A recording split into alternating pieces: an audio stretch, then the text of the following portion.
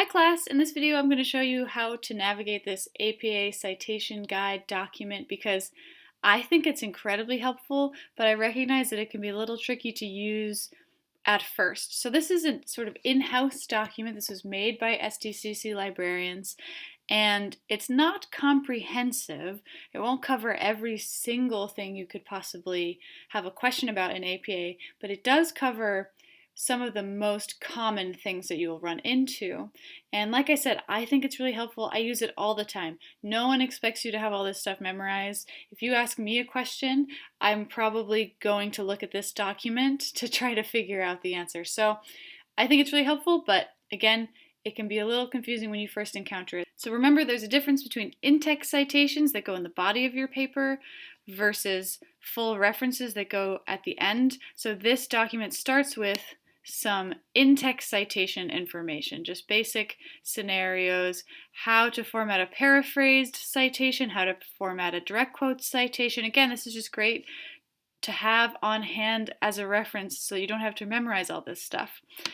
And then it goes on to explain all these different scenarios of full references, and they're organized by source type because, as you'll recall, you can't cite something correctly in APA unless you know what it is, because books, articles, web sources, and other sources are cited based on what they are.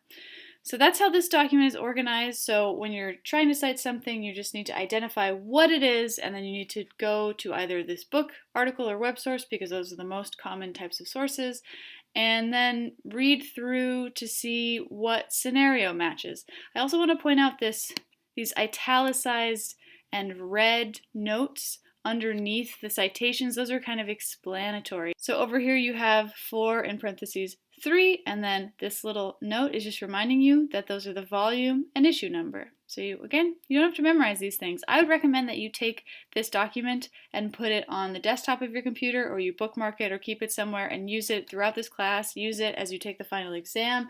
There's nothing wrong with that. That's honestly, that's what I do all the time.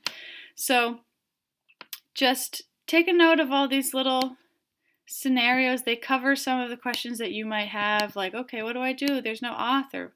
Well, in this case, begin with the title. Or, oh, wow, there's so many authors. How many of them do I have to list?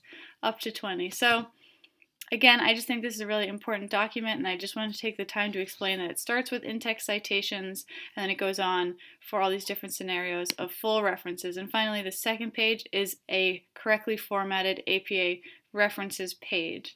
So this can also be really helpful for you when you're trying to remember what a reference looks like.